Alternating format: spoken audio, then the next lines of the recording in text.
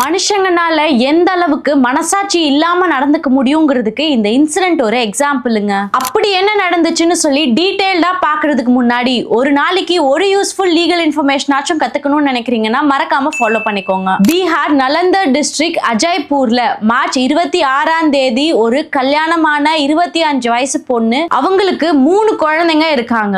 அவங்கள பப்ளிக்கா வச்சு மொலஸ்ட் பண்ணி உடம்பு முழுக்க டச் பண்ணி கேங் ரேப் பண்றதுக்கு ட்ரை பண்ணிருக்காங்க. மார்ச் 26ஆம் தேதி சாயங்காலம் ஒரு 6-7 மணி அளவுல அவங்க வீட்டுக்கு பக்கத்துல இருக்கிற மல்லிகை கடைக்கு போய் ஜாமான் வாங்க போயிருக்காங்க. ரிட்டர்ன் வரும்போது அவங்க கிராமத்தையே சேர்ந்த 3 பேர் அவங்களோட கைய பிடிச்சி இழுத்து ட்ரெஸ் எல்லாம் கிழிச்சு விட்டு செக்ஷுவல் அசால்ட் பண்ண ட்ரை பண்ணிருக்காங்க. இதுக்கெல்லாம் காரணம் அந்த அம்மா மொபைல் ரீசார்ஜ் பண்ண போன இடத்துல அந்த கடைக்காரர்கிட்ட பேசிட்டு இருந்திருக்காங்க.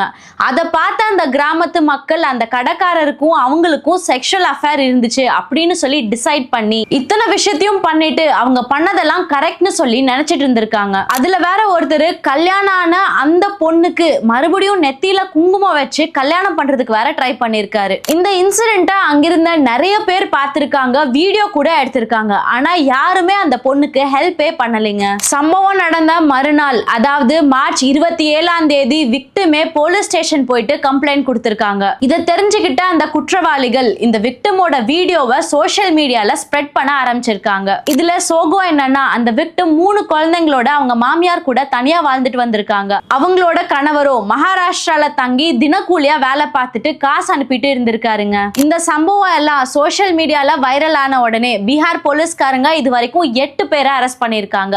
அண்ட் இன்னும் சில பேரை தேடிக்கிட்டு இருக்காங்க. அரெஸ்ட் ஆனவங்க மேல BNS ஆக்டுக்கு கீழே assault, attempt to rape, sexual ஹராஸ்மெண்ட்னு சொல்லி கேஸ் ஃபைல் பண்ணது மட்டும் இல்லாம வீடியோவை ஆன்லைன்ல சர்க்குலேட் பண்ணதுக்காக IT ஆக்ட் அடியிலும் கேஸ் ஃபைல் பண்ணிருக்காங்க. இவங்க எல்லாருக்கும் பாத்தீங்கன்னா சட்டப்படி குறைஞ்சது 10ல இருந்து 15 வருஷமாச்சும் இம்ப்ரிசன்மென்ட் கிடைக்குங்க.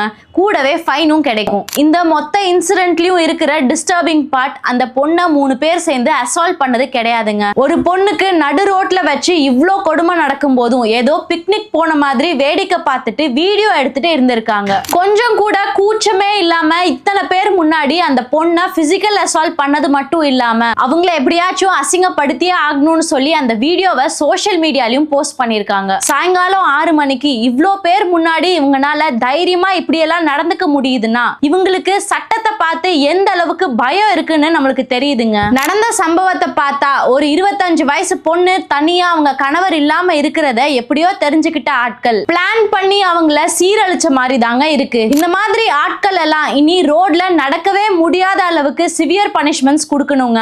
அப்பதான் இவங்க எல்லாம் கொஞ்சமாச்சும் அடங்குவாங்க. இவங்க எல்லாம் உங்க கையில கிடைச்சாங்கன்னா நீங்க என்ன பனிஷ்மெண்ட் கொடுப்பீங்கன்னு சொல்லி மறக்காம கமெண்ட்ஸ்ல சொல்லுங்க.